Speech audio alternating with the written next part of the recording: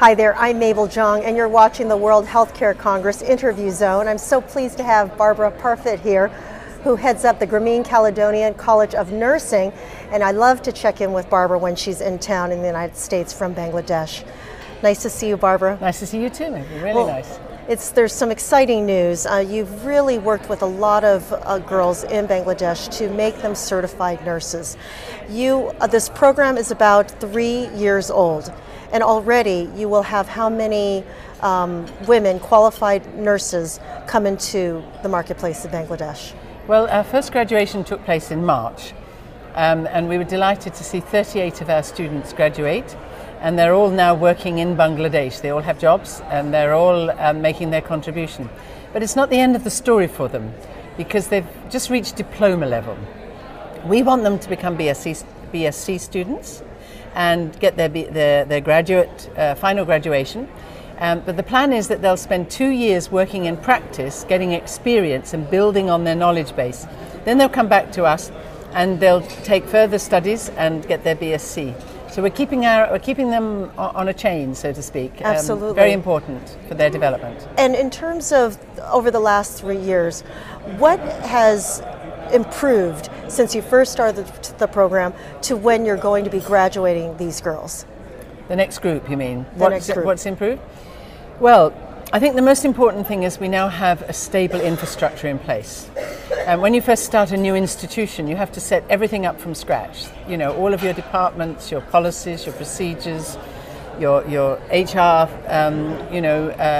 ways of working, and everything that needs to be done has to be done from scratch. That's all now in place. So we have a solid finance, HR department, academic department. We have a very good administrative team who are able to maintain the status quo of everything that goes on in the college. And we have good levels of equipment. And our teaching staff have been learning over the last 3 years. We've been running consecutive teacher training program. This has been a really important part of our whole course. That as we have taught the students, so we have taught our staff. Because the way that we teach is slightly different to what they would normally teach in Bangladesh. We use a competency-based approach, which means that we're trying to ensure that the theory that the students get is applied into practice.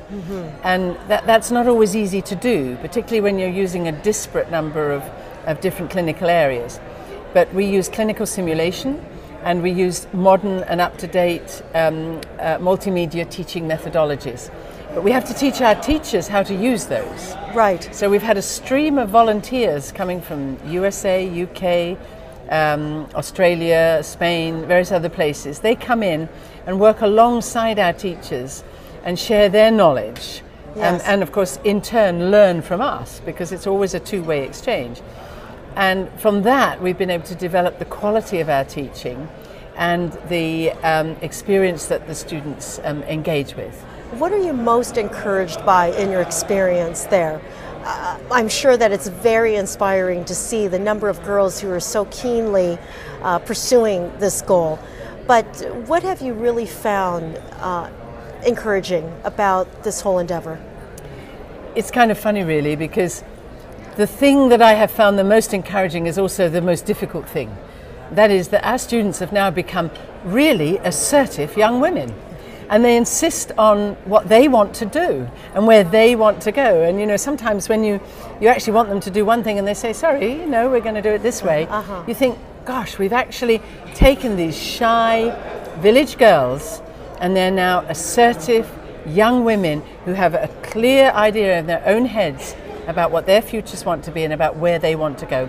And to me, that is really the most exciting thing of all. What a cool transformation, how empowering. And does this happen, do you see it almost right away after they've entered the doors of the college? Or does it take a little while for them to feel like it's okay for me to speak my mind?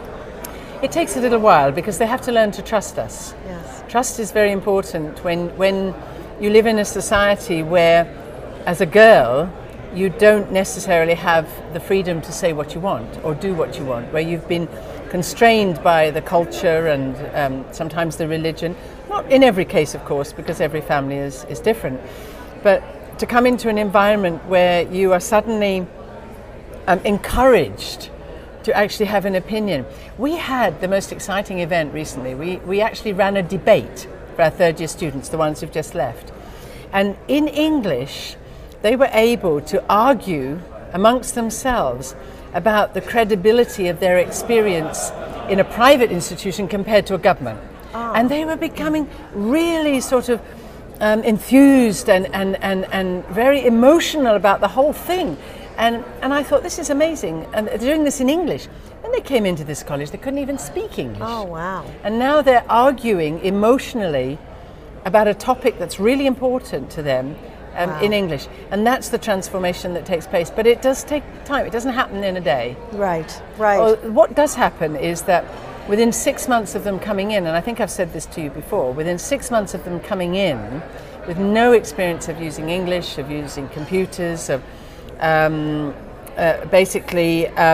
actually really understanding what's going on, within 6 months they are speaking English, they're using Microsoft Word, Microsoft Excel, they're all on Facebook, and they all have an email address. So, you know, the transformation is going on all the time, but more and more rapidly.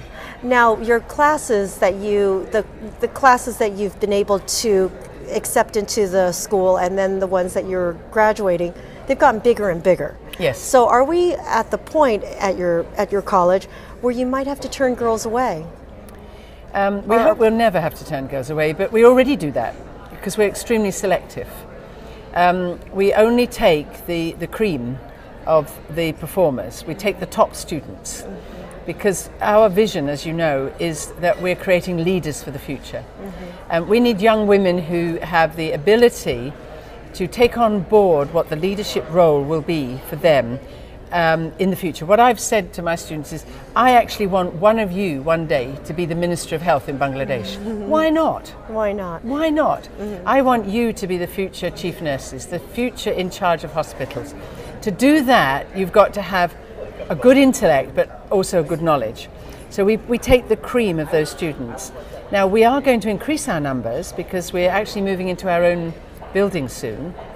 And by 2016, I'm actually anticipating that we will have over 500 students within our college. And so we want to increase them. We're also increasing the courses. We're going up to BSc and then eventually to master's level. But this will take a little time because we have to build up our faculty as well to equip them to teach at that level. So we're looking for the future. We're looking for opportunities. But we will turn people away, but we'll turn them and direct them to other nursing colleges where they can still become nurses. Yes. And still contribute to the health needs of the society. Well, Barbara, it sounds so exciting, and I always look forward to our updates. So please, I'm sure you'll have more to tell me the next time we speak. Maybe, yeah. Thank you so Mabel. much. Thanks for your time. Okay. And I'm Mabel Zhang. Thanks for watching.